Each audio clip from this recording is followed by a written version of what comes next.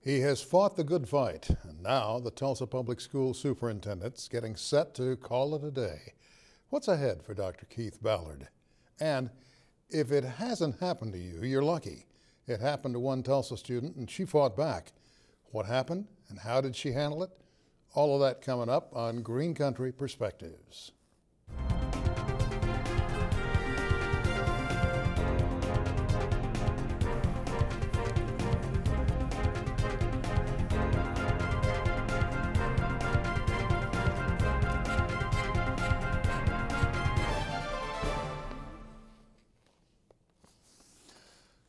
Hello everyone, I'm Sam Jones, and this is My Perspective.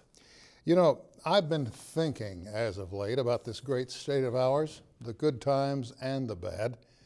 It occurred to me that we've seen our share and then some of the worst hard times, and yet we always seem to weather whatever's thrown our way.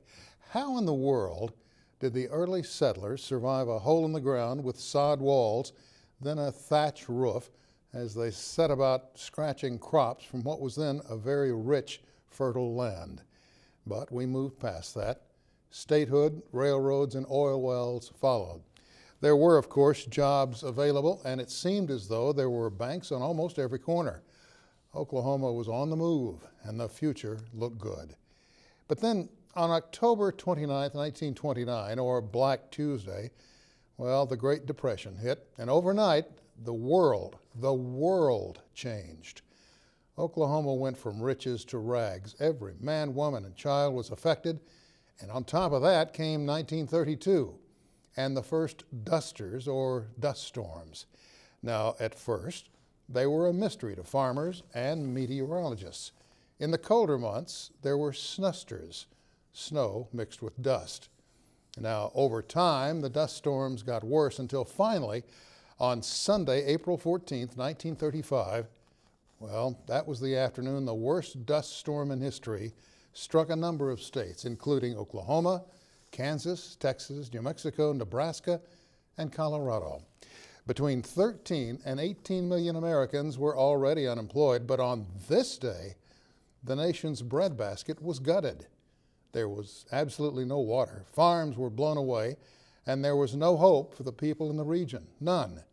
And it would be another 5 years or so before Oklahoma and the rest of the nation started that slow, hard climb out of the ruins. But climb out we did.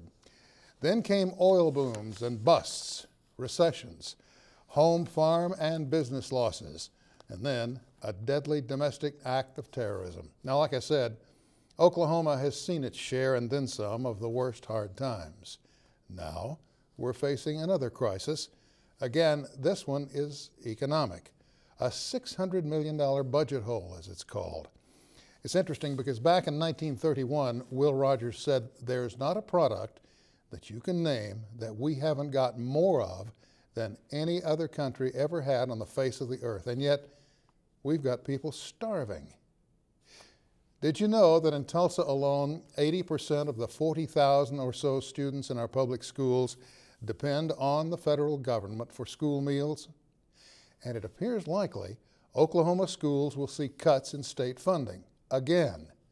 Now, I'm talking about all common education, as well as higher education and career tech. So, who will then benefit? Well, right now, it appears private schools will soon be getting taxpayer dollars that should be going to public education. And also, where are all the jobs we were told to expect? You know, you can't blame a $600 million shortfall on a brief period of low oil prices alone. No. It appears those in the legislature need to stop worrying about changing curriculum in public education, a job they don't have the training to do, and work instead on supporting education and bringing jobs to Oklahoma. They are, after all, the folks who always say, our young people are our future. Of course, they only say that when they're running for office. You don't hear that after the election. I'm Sam Jones, and that's my perspective. Dr. Keith Ballard will soon be stepping down as superintendent of Tulsa schools, and he's up next on Green Country Perspectives.